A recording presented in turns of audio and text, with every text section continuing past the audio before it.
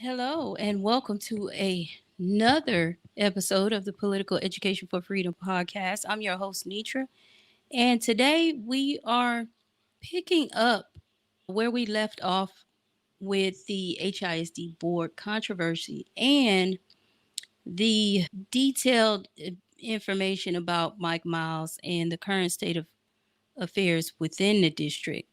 Before we get started, be sure to visit our website at Political Education for Freedom for additional resources and insights. Follow us on all social media platforms at Educate to Free Us. Again, that's at Educate to Free Us, and you can see it up there underneath my name. So, the last time I talked about history of TEA, the HISD takeover. I went into detail about the timeline of events and how the things happened up until today, almost.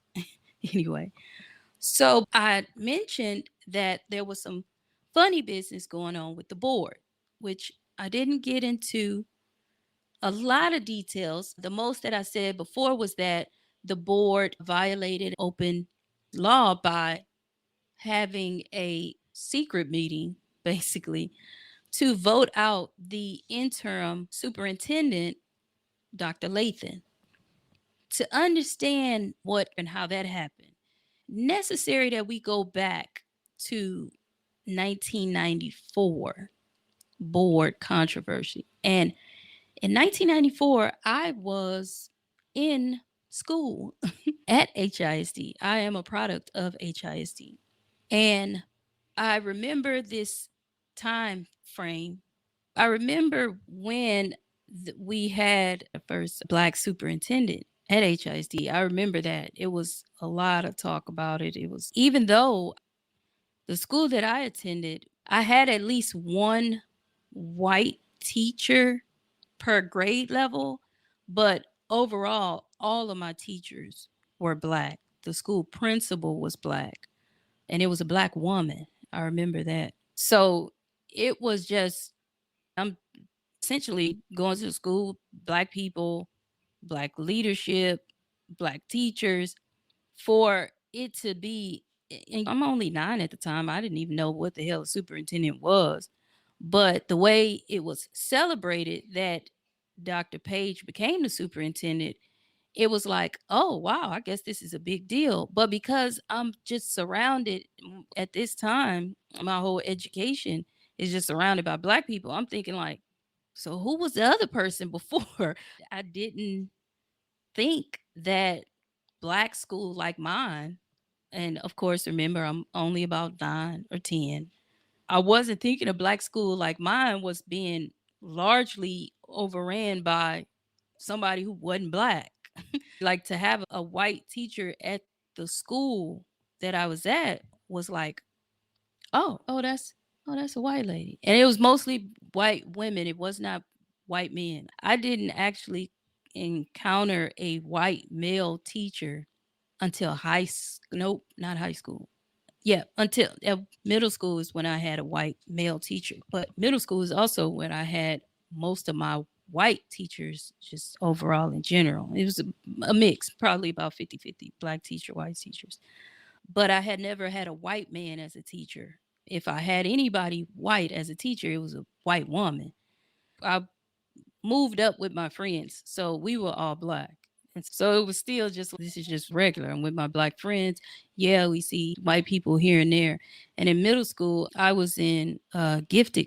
And so most of my classmates were Vietnamese, maybe one or two white people in there. And I'm thinking about, I'm not saying the whole, I'm just saying like my classroom, the setting with the kids within my classroom, 20, 30 kids. Half of them were Vietnamese. A third of them were Black, and a third of that half, it could have been a couple of Hispanics here and there. It wasn't large. It was almost just as many Vietnamese gifted students there were Black gifted students, with the exception maybe one or two white people, from what I can remember. So it wasn't just, I was still around basically my people, but teachers and all of that. It was different. But anyway, in 94, I was still in elementary school. And I remember when Rod Page took over as superintendent because it was a big deal. It was celebrated at school.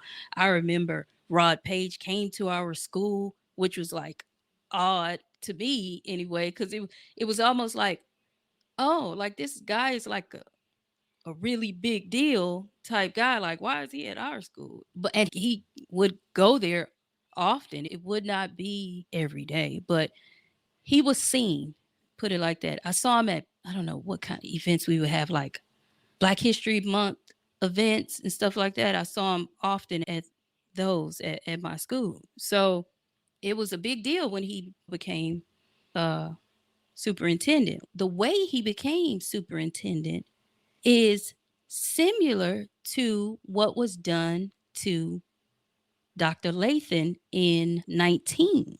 So in 2019, 5 board members, Elizabeth Santos, Diana Devalia, Sergio Lira, Holly, Maria Flynn, Valeska, and Ann Sung, were involved in a private meeting that violated the Open Meetings Act. And this was one of the issues that was cited when TEA decided to intervene and take over the board. And it's so wild because it almost seems like a get back, right? Because so what happened with Rod Page in 94, the HISD board at the time was dominated by white trustees. And I want to get the full makeup of the board. Okay, so in 94, the school board was the same. It had the same 9 members. Before, the white trustees were the ones in power. They had 4 seats. There were 4 white trustees. Now, there were 2 Hispanic or Latino, Latinx, I don't know whichever term to use, trustees at the time. And then there were 3 Black trustees. One of those trustees was Dr. Page. The board had just elected one of the white trustees as the president of the board. And they were trying to implement their new philosophy of basically running the school district like a business. And they hired a superintendent at the time who they hired him in 90 or 91, and he was basically pushing that agenda of having the school district be ran like a business. So this guy, after being there 3 years, he announced he was, and the board at the time, which was in 94, wanted someone who would be committed to this type of reform. And I'm putting up air quotes around reform. And the outgoing superintendent, there was issues with them selecting him as a superintendent. He wrote a book about it. He talked about how the white trustees secretly negotiated with the 2 Hispanic trustees to hire him and completely shut out the 3 Black trustees in the process. This sort of behavior is, it's not new. It's not unheard of. Unless you somebody like me, at this time I was just a kid, so I didn't know all of this shit. This guy, I guess I'm assuming he's white. I'm going to pull him up really quick too cuz I want to show all these people. Okay, this guy Frank Petrozello, dude has a Wikipedia, but there's no picture in there. I want to see some faces. Okay, let me pause this real quick because this guy doesn't want to be found. Took a little while to find him, but apparently his ass, he left Houston ISD and just went somewhere else. I guess he retired from Cherokee County School District. in 2015. So this is the guy who was in charge in 1991, and the way he was put in was by the 4 white trustees negotiating with the 2 Hispanic trustees and shut out the 3 Black trustees. Now, if we fast forward to 94, they met in closed session, which is somewhat not, I guess this is not too much controversy there, but there is some secret done here. So in 90, the school board voted 5-3 to ask Dr. Page to resign his board seat and take the job of superintendent, which made him become the first Black superintendent in the history of Houston ISD. They gave no notice to the public, and there was no discussion or hearings about it. At the time, the Chronicle wrote an article about it saying that the action was considered a surprise move. But by the time the decision was made public, the decision had already been made. Now, the Latinx or Hispanic community at the time was caught off guard, and 2 of the 3 votes against the move were cast by the Hispanic or Latinx board members in an opposition move from 91. Okay, let's do it like this. They conspired to put this guy in. Yeah, that guy right there. They conspired with the white people to put this guy in. And then in 1994, 4 white people conspired with the Black board members to hire Dr. Page. So you see this tit for tat right here. So you got at the helm of all of this is goddamn white people. Look at how easily they playing both sides. This is textbook. They fell for it with putting this guy in, and then they go back and conspire with the Black board members to put a Black guy in, which at the time the Hispanic members and the Hispanic community was, of course, upset. As if, see, this is weird. Okay, so this should even the playing field. It's okay, y'all did us, and then we did y'all back. Okay, now let's just, now that we didn't got that shit out the way, let's move on, because you hit me, I hit you back, type shit. But of course, that it doesn't work like that because people don't want to stop fighting. But so after they hired Dr. Pay, about 4 days after the vote, the Hispanic people in the community rallied about 200 people to show up at a meeting at a local restaurant meeting spot. And they had some discussions with 5 trustees, and of the 5, I guess they were cackling. I want to say that. So the Hispanics seek organize. And this is from the local Chronicle at the time. They described it as checks were written, committees was formed, and volunteer lists were made. And about 6 days after that, there was an editorial published in the Chronicle talking about, basically it was like a puff piece on Dr. Page. And he wrote an editorial about the behavior of the trustees. So now he does say that, of course, Dr. Page is qualified to be in this position, but them making this decision in a secretive manner was basically underhanded and just creates public distrust. Now, because it didn't have no discussions about it. So the Hispanic community saw it as unjust and discriminatory. They claimed that it was an act of exclusion. Let me pull up Dr. Page too, because I got this white man up here. Okay, now he has a Wikipedia, and there he go. There's Dr. Page.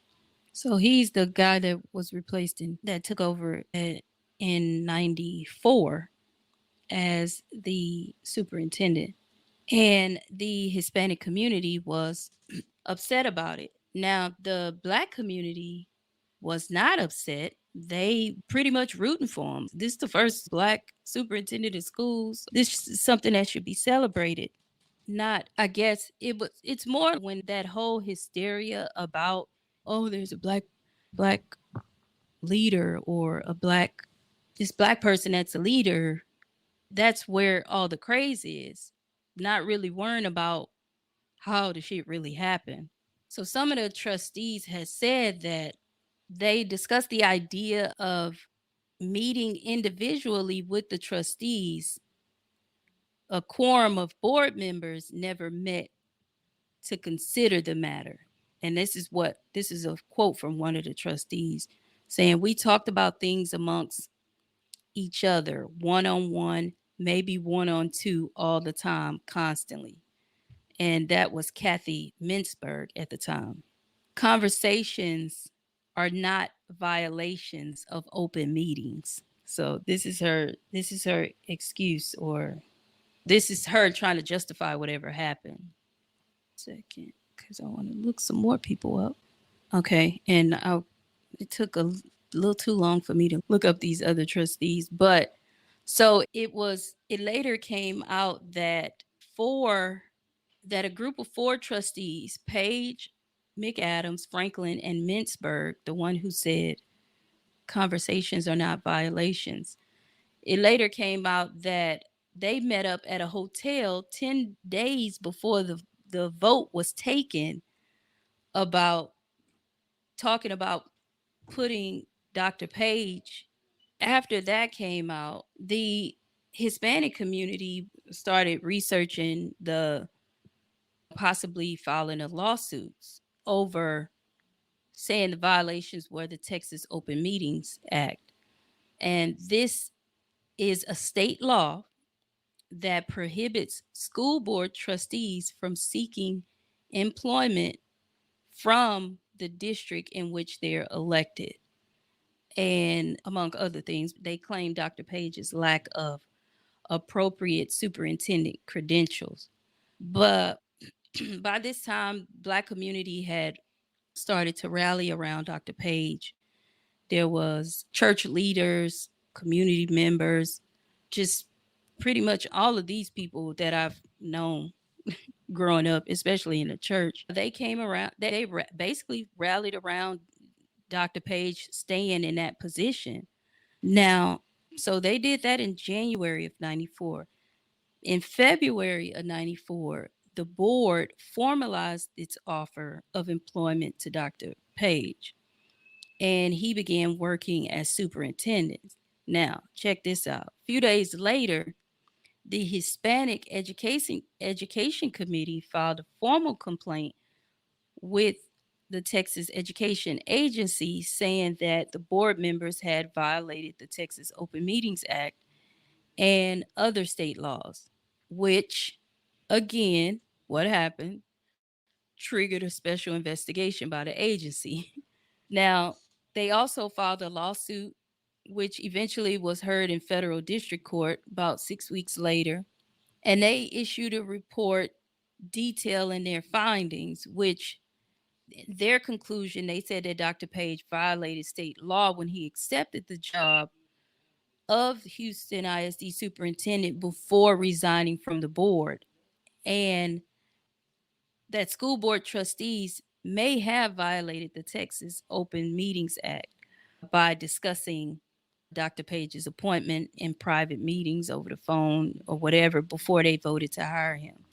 And what happened from here, the commissioner recommended that the board immediately develop a open and appropriate search process to select a superintendent in July of 95, and assigned a TA official to oversee the implementation of the recommendations. The commissioner also turned over the findings of the report to the Harris County District Attorney for prosecution, saying that Page violated the law by accepting the job before resigning. So now the president of the board at the time, Ron Franklin, was pretty pissed off at the findings of TEA's investigation.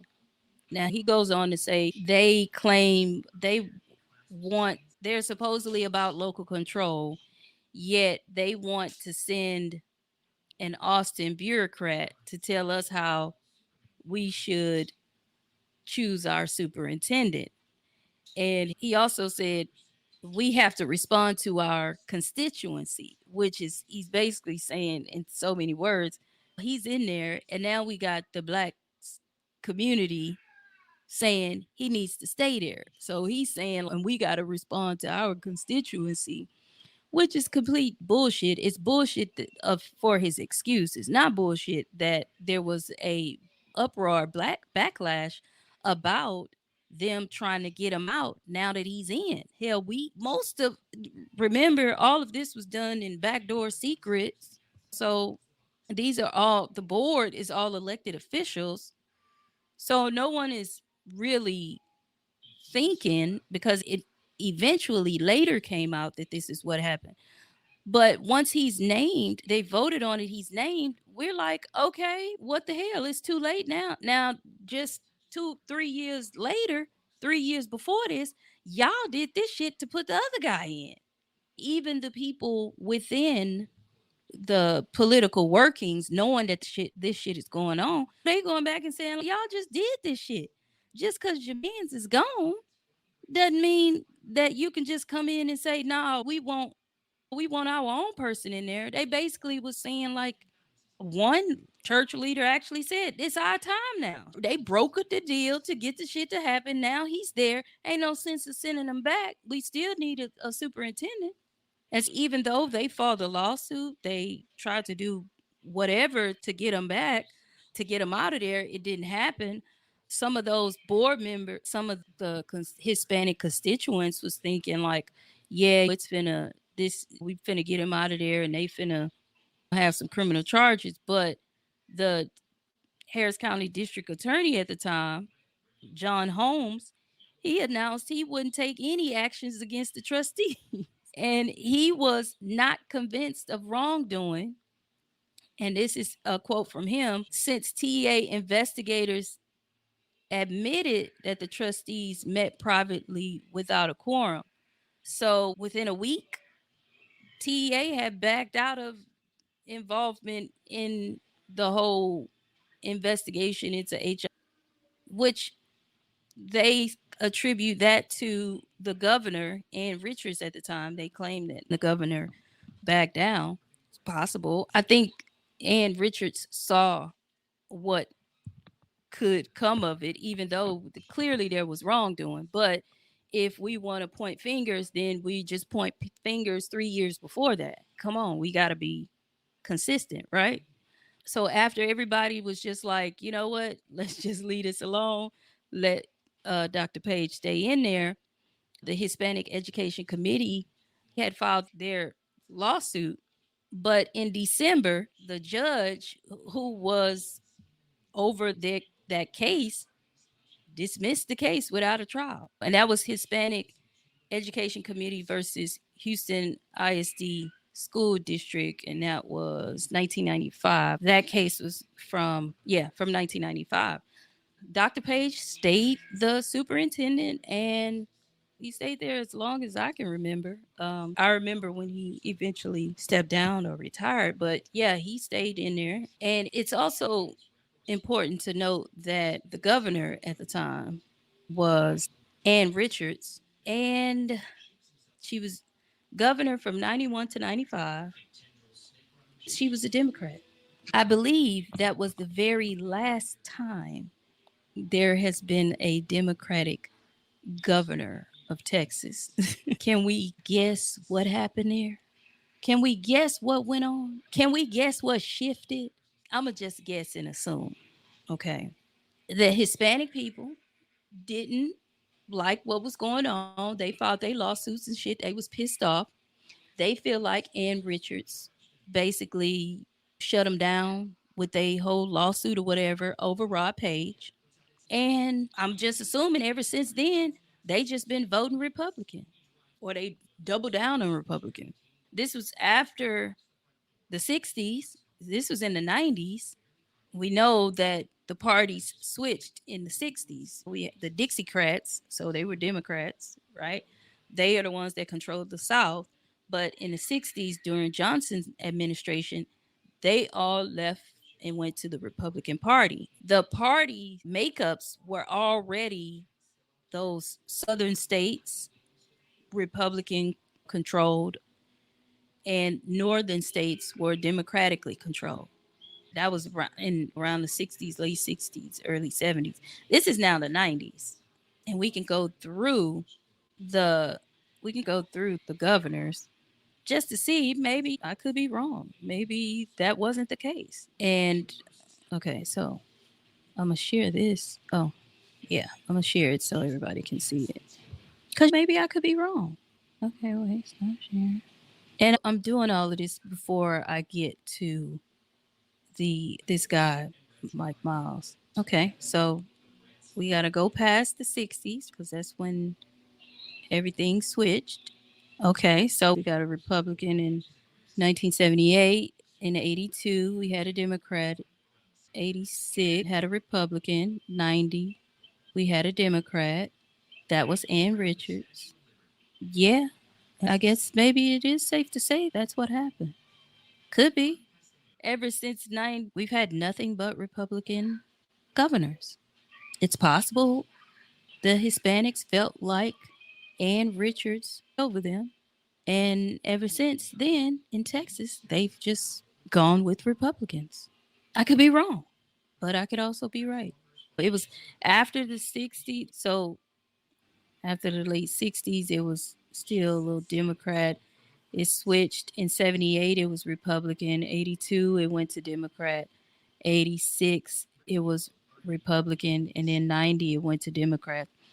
Now, I'm not at all convinced that in the 70s that these Democrats were Dixiecrats who just hadn't switched parties. So that's also possible. So it may say Democratic, but they could have been complete Dixiecrats. Again, this is Texas. Hell, Ann Richards' ass might have been a Dixiecrat herself. I don't know. But from the looks of it, it looks Hispanic people doubled down with the Republican Party. Because if we look at the numbers and the population of brown people grew in Texas, even though the population of black people is large and the population of white people is also large, the population of the brown people, I want to say the makeup is much larger than, and then it gets weird there too because you can be white brown if that's what you want to call it. But that's it looks like that's what happened. The population of the largest counties in Texas they're still the largest today. So you have Harris County, Travis County, Bexar County, all of these different they're still pretty much the same with the population. The more outside areas, you can look at a Texas map and it'll show you like where the real deep red areas are. But yeah, statewide, the last time Ann Richards actually lost her reelection. That was in 95. And she lost to George W. Bush. And remember, case was dismissed in 95. So I'm just looking at it. Y'all can tell me if I'm wrong, if I'm looking too deep into it, or if I'm just miscalculating the shit. That's possible too. But if we fast forward to today with the board and what's going on, there were 5 board members, all Hispanic, and I am going to pull up their photos. They voted to oust Dr. Latham. Okay, it was actually 5 of them. You got the president, Diana DeVilla. I wonder if y'all can see this. Okay, there you go. So the board president, Diana, is in the center, joined by trustee Elizabeth Santos. She was one. Holly Maria Flynn. That was another. Sergio Lira. And there's one more that's missing. Annie or Ann Sung. Let's see if we can find her. Okay. Oh, now we getting close-ups of them. All right. So that's Holly. Holly Maria Flynn ass. That's Elizabeth Santos. There you go. It's Ann Sung or Annie Sung. She look like she a Ann. We gonna call her Ann Sung. There go Ann Sung. And oh wait, did I miss Sergio ass? There goes Sergio. Now, with the HISD board takeover, folks, if you want to blame somebody, don't blame those teachers from Wheatley High School or Cashmere High School and all the other schools, because it ended up being 4 schools. Blame them 5 people right there, because they did some fuckery. They pulled the same shit they pulled in 94. Now, in 94 with Dr. Page, they got off smooth. Like nothing happened from that. TEA wasn't threatening a takeover. They wasn't trying to take over the district at the time. Hell, they were trying to charge people, I guess, individually with breaking laws and shit. In 2009, these board members must have forgot to take their damn double shot of espresso or some shit and forgot that in 2015 they passed the fucking law to be able to take over the district, and then backdoored in 20 and passed another law to be able to make sure they can take over the district or have the district sent over, have the district controlled by a damn charter school or charter network. Did they forget? They just so caught up in they shit to where they didn't put all these fucking kids, all of these students under the thumb of Morath, which is the commissioner of TEA. And now they didn't put these babies in the hands of this dumb fuck, Mike Miles. This is their fault. Everything they was doing had nothing to do with the fucking kids. Nothing. It had nothing to do with the poor ratings. Nothing. It only had to do with the fact that they did not want a black woman as superintendent of HISD. They wanted a Hispanic, which they had 2 Hispanics before Dr. Latham, and both of them left. You doing all of this shit to try and get some people in that don't even want to be there. They tried to put in the guy, not the guy before the last guy. So the guy before Dr. Latham, not him, but the one before him, they were trying to get him to come back. I think his name was Saavedra. They trying to get him to come back. He don't want to come back. Obviously, he don't want to deal with you dumb fucks. You can't even remember that the state is doing everything that it can possibly do to take over the district. Now all y'all dumbasses don't have a job. None of y'all was on the side of the governor, meaning you ain't cool with him. So he wasn't finna keep your ass on the board. You screwed yourself. You already had, it was 5 of y'all. Y'all had some of the power. Y'all so fucking stupid. I'm mad because it's y'all fault. Like, you are the reason that this population, more than 50% of the population, is Hispanic. Guess who's getting hurt by you fucking dumbasses? 60% of the school population, meaning the kids. You fucking idiots. And it's not just 60%, because there's black kids in there that's being left behind too, or that's being screwed over too. Not to mention, you just screwed over fucking 1,200 people. 1,200 people. Because in 2019, everybody should be sending these people emails and messages calling them all dumb fucks. Just call them all fucking stupid. You idiots. It's all your fault. Because under the leadership of Dr. Latham, at least she was putting the schools on track to getting out of the failing grades that they were getting. She was on track to do it. They ended up in 2022. Damn, Wheatley was a C. They were graded a C. But you fucking idiots had already in 2019 put the shit in motion for them to do this. This is what happens when people get in power and they get too powerful to the point where they don't give a fuck about nobody. These are the ones who was doing that shit when they could have simply just gave the position to Dr. Latham, let it run its course. All of the shit that was going on. We had COVID, Hurricane Harvey, all of that shit, the fucking freeze, like all of the shit that was going on in this state. And you have 5 fucking bozo clowns to go and do some stupid shit like this. Some fucking racist shit. This looks like the shit that happened in California. Hispanic board members talking about other, I don't know if they were board members or they could have been commissioners or something. I don't know. But they were elected officials. They wasn't on the school board. I think they were on the legislative, or maybe they were the council members. This looked like the same shit they did.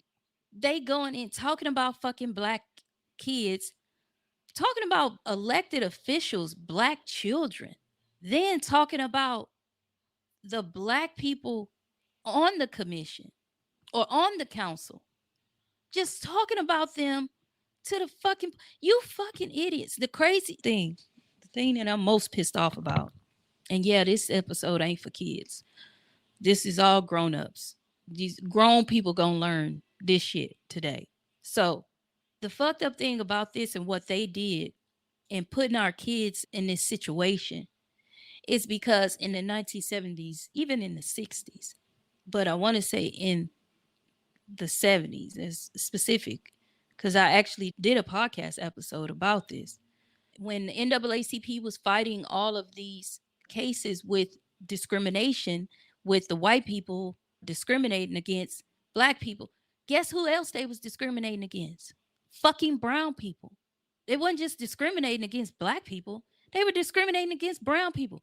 And guess what happened? During those times, during segregation and integration, and they were fighting at HISD. This is HISD residents came together. They formed coalitions together and marched, protest Houston ISD fighting against integration. They came together and fought it together because they knew, obviously, those people at that time, they knew you're more powerful when you're together instead of being divided. Because now that you fucking idiots divided us, now look at us. Look at our kids. Now we're under the thumb of these fucking white supremacists who wants to do nothing more but oppress and suppress you and your fucking kids. They want to indoctrinate your kids into not even knowing anything about their history or culture. For all they care, you got to fall in line with whiteness. Problem with black people is our skin color won't allow us to fall in line with whiteness. And you 5 fucks over here obviously fell in line with the whiteness because you thought you was white. You thought you could do what those board members did back in 94 or in 91 and then back though in 94. Because we know if it was just the black board members who did that shit to get Rod Page in there, all them motherfuckers would have been out of there. But that was a key thing in that. It was four white board members. They wasn't finna fuck with them. So they had a little protection. The same way y'all had the protection in 91 when you conspired with the 4 white. Do we see the consistency here? These fucking white people is doing this shit. It's them that's breaking all of the fucking laws and rules, but nothing happens with them. And then Hispanics want to go after fucking Rod Page. Hell, what the fuck? He was outnumbered. It was only 3 of them. It was 4. They the one who had the power. All they had to do was sway 2 of them, or no, 1 of them, the same way like they swayed y'all to get the other guy in. And I look at these different pieces, and this is me talking to my people right now. And yes, I don't give a fuck. That's just what I'm doing. If you look at the coverage from this board takeover and you see the different people that's writing these articles about how this shit came about, right? There, it's almost five that just off the top of the head articles that I've combed through over weeks that failed to mention these five fucks. But in previous writings, I saw how they were blaming Dr. Latham. They pissed off at Dr. Latham because Dr. Latham said in to avoid, because remember they had two options, either you lose the board or you give power over the 10 failing schools, which then was lowered to 4. You give the power over to the charter schools. Everybody was against that, understood. But Dr. Latham gave the other option aside from the board being taken over completely, meaning you don't have power to vote your board in. It's a sacrifice that we should be willing to make in order to keep the full control of the district. I'm not sure, but obviously there was something she felt would have been a better option in looking at all the options and what ended up happening in the end. Now, these schools are primarily black. The bulk of them are black schools, primarily black areas. No, I don't want our schools turned over to these fucking loan sharks either. But I'm assuming when you ain't got but two options, either we lose the whole district to TA or we lose 4 or 5 schools to the in district charter school that we already are working with, which they have some autonomy. Or do you all fight her to end up getting fucking fired anyway? Now, y'all were on the board. Giving control of the schools over to the charter network would not have fired the board members. They still would have had their elected positions. They could have been reelected. This TEA takeover is at least 7 years. Mike Miles came in and gave a plan for 2 years, or so he say it's 2 years, but he can be there up to 7 years. And the commissioner can send his ass off and put somebody else in there. They don't have to keep Mike Miles. They can put somebody else in there. Doesn't necessarily. Mike Miles seemed like he don't last that long any fucking way. I haven't seen him in as a superintendent for longer than 2 or 3 years any damn way. So it don't seem like he gonna stay. So shit, they might get Mike Miles up out of there and put somebody else in there. And then it's that shit all we starting all over again. So yeah, if you want somebody to blame for this, you blame them. Now that I went off on those 5 dumb fucks, I can't believe it. The largest, the seventh largest district in the country, 1,200 workers total. These were janitors.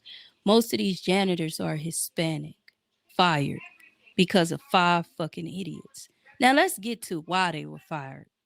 So Mike Miles is the current superintendent of HISD. He's a fucking idiot and an asshole. He doesn't know how to run school districts.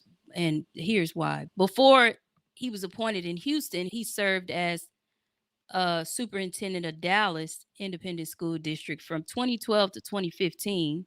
During this time, it was upheaval and scandal. He was brought into Dallas ISD to implement reforms to so-called improve the district's academic performance.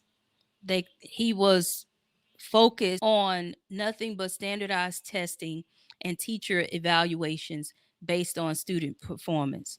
But his aggressive strategies often led to high turnover rates among teachers, increasing from 12% to 22% during his first 2 years.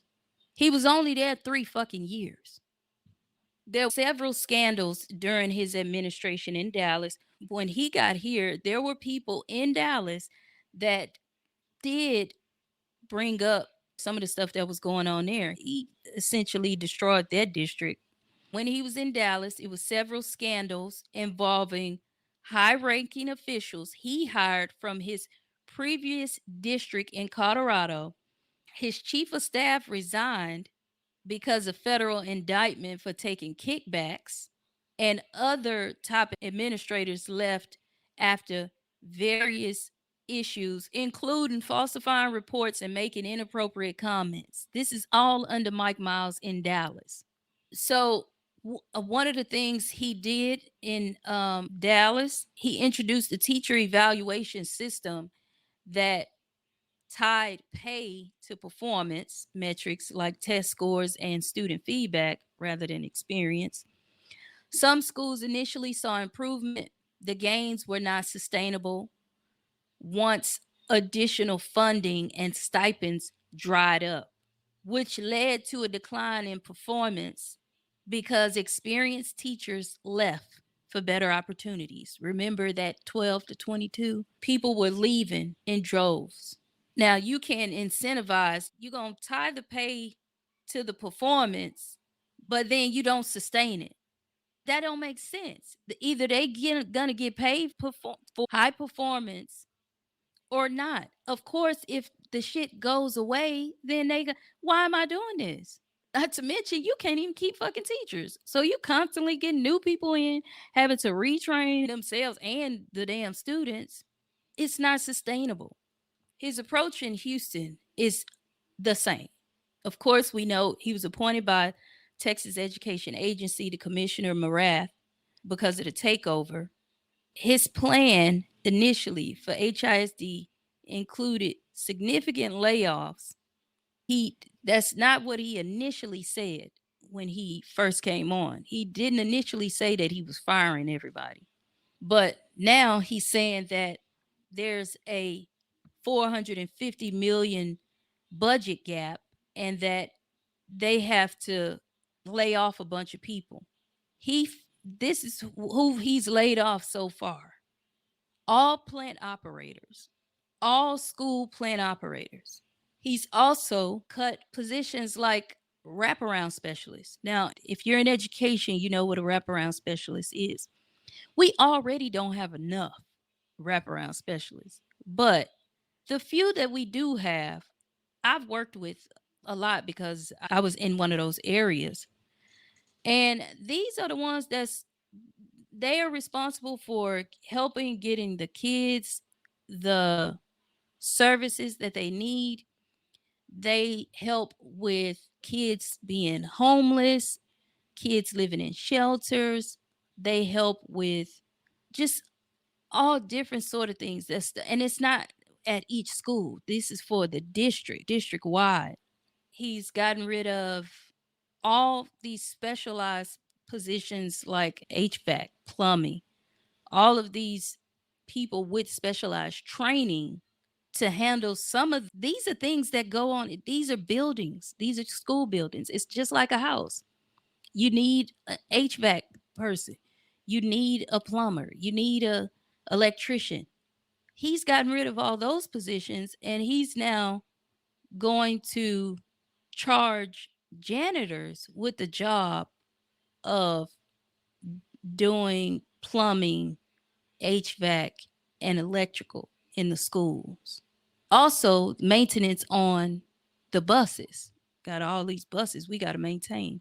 He got rid of those. Now, he claimed us 450 million budget gap, but during his first year as superintendent at HISD, there was several unnecessary budget expenses.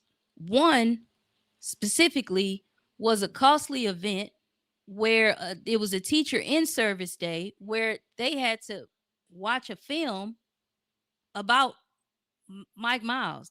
And then teachers in service. It's never everybody. This fool got all of the teachers together in the damn. I believe it was Reliant, and this fool got him watching a movie, and it's about him. And I seen some clips of it. I'm like, man, what the fuck is this? Teacher in service. First of all, this the first 2 weeks before the kids come back. That's usually the time for us to prepare our classrooms. We do all of the different trainings that we have to do yearly.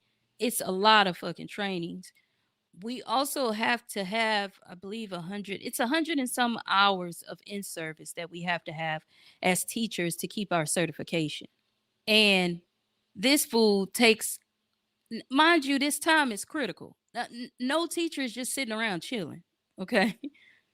It's 2 weeks sound like a long time, but it's really not, because we not just doing the whole classroom thing. Yeah, we gotta physically go in there and fix our classrooms. Why? Because your classroom may change every year. So you can't keep all that shit that's required to be on the walls in those classrooms. That shit can't stay there during the summer, because this might not even be your classroom. And that's usually something that's organized by the plant operators. So we'll see how this school year ends, or how this summer goes without all these plant operators not being here. The dumbass thing about the in service, that was a misuse of resources and funds when he claims that there's significant financial challenge. The other thing he did was he made the decision to end a no cost Verizon program that provided internet access and laptops to 56,500 HISD students. This, there was no cost. This was a partnership. It served no cost. Now, this is what he wants to do, because this is, if you consider this line item in the budget, it's, the item is then made up for because of the partnership. So it's no cost to, it didn't cost the district, and it don't cost the kids. But he got rid of it, and he wants to choose his own vendors to provide this service or a similar service to these students, which is now a line item that's not made up for. There is no funding to cover this. He now just wants to use his own vendors. Now, who is the vendors that he's using? Wanting to pay them checks out of the HISD budget. This would be actual cash instead of it being a program like the plan through Verizon. This provided laptops and internet access. Specifically, the internet access was a big deal. So they would give them mobile, they were like mobile hotspots. And they wasn't like a mobile phone. It was just wherever they are, they got electricity. These were portable, and they used the cell phone towers to get the signal to provide the Wi-Fi. And I had a lot of kids that were homeless, like living on the street. And the library ain't open all day. But wherever they would lay their head, because they would be couch surfing or whatever, they had internet where they went. They could plug up the little mobile hotspot.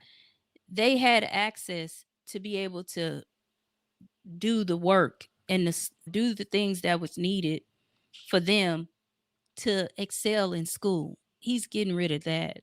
Now, this is something that Dr. Latham helped put together to close the gap of the digital divide. And then this fool comes in and just opens the gap right back up. It's stupid. Another thing that's going on with Mike Miles, in November of last year, a mysterious payment appeared on HISD's financial ledgers to cover Mike Miles's moving expenses and a temporary contract at the beginning of his tenure. This is about $64,072 was given to him over 3 payments in late June of 2023. This raised concerns about conflict of interest and violation of board policy, because the HISD policy says that no employee, including superintendent, can be involved in business paid for with district funds.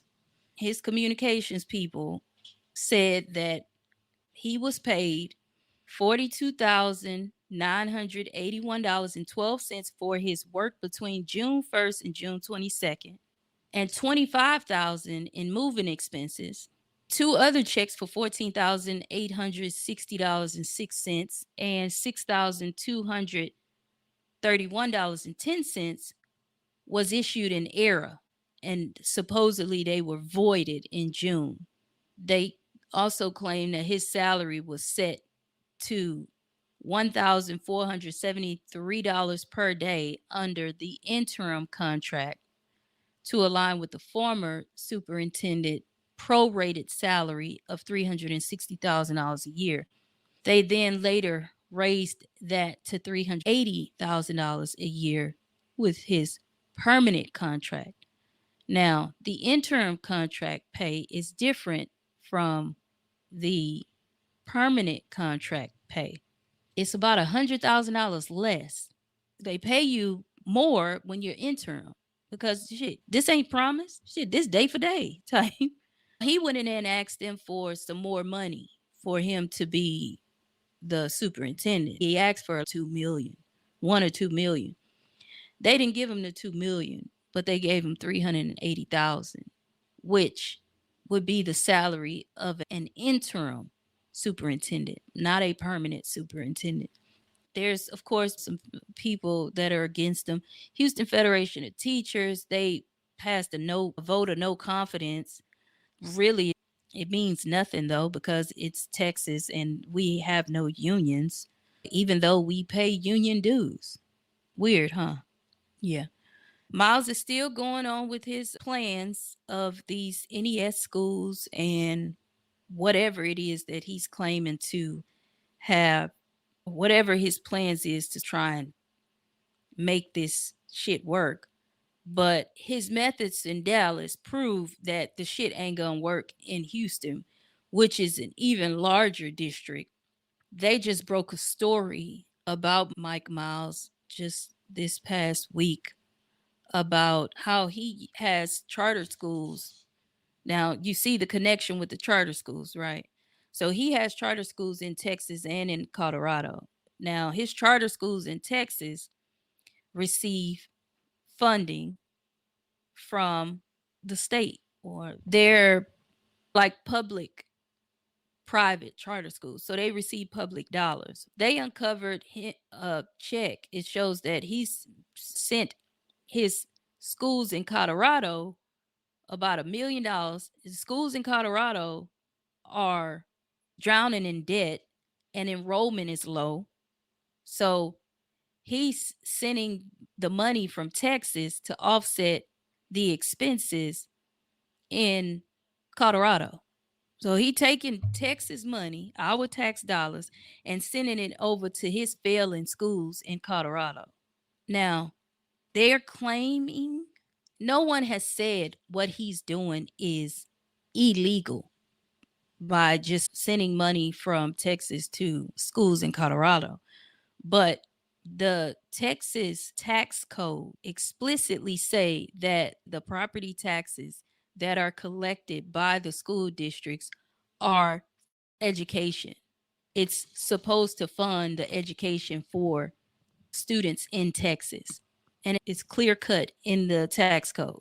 To me, I think he broke the law because unless he can account for where that money is coming from, because if that money is coming from our tax dollars, then he broke the law. Now he showed that the money came from somewhere else, then maybe that's not illegal. But how the hell you a superintendent of school of one district and then have another school, have other districts that you supposedly are running? The other thing that he's done that I noticed a while back was the people at the top that's under him. He started, as soon as he comes in, bringing all of his people. Most of these people that he brought in come from Colorado. They came in on a salary in Colorado. When he brought them into Texas, he doubled their salary. He doubled the salaries of the positions that those people hold, meaning the people who he just fired wasn't even making the amount of money that they were making. He also, as soon as he took the position in HISD, he had people working or on the payroll at two different districts. He had him on the payroll here in HISD, and he had him on the payroll in another district. That's some of the stuff that he did in Dallas ISD, bringing in people from his schools and his failing schools at that. Mike Miles is not working in the interest of the kids in the Houston area or kids in general. Hell, I don't think he's working in the best interest of no kids. He just working in the best interest of his own payments. And we can see that from his damn failing schools in Colorado, his charter schools, plus damn charter schools in Texas.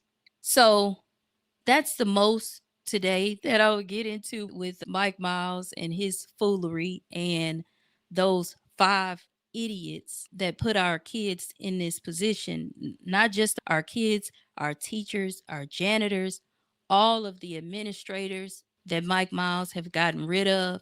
There's a lot of people that were fired or forced into retirement at HISD.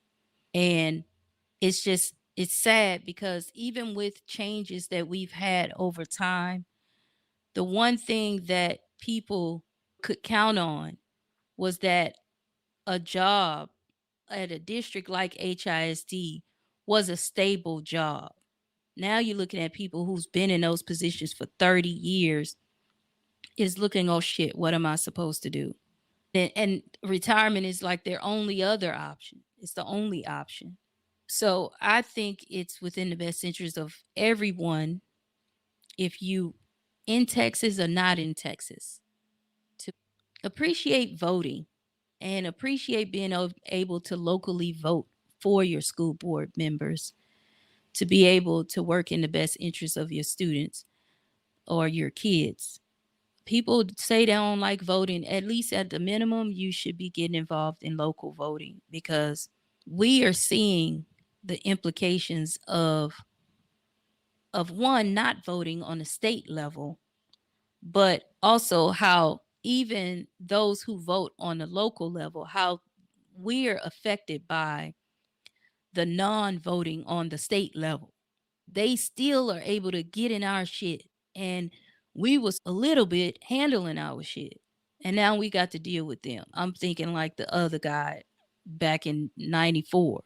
He said they always talk about smaller government and local control, and now they sending people here in our local areas to run shit.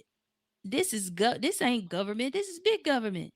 That's against Republican ideals. But as we can see, they don't have those anymore. It's all about money and power, and not about the kids, what it's really supposed to be about. So that is all for today. Thank you for joining me talking about this HISD board controversy and the current state of affairs of HISD.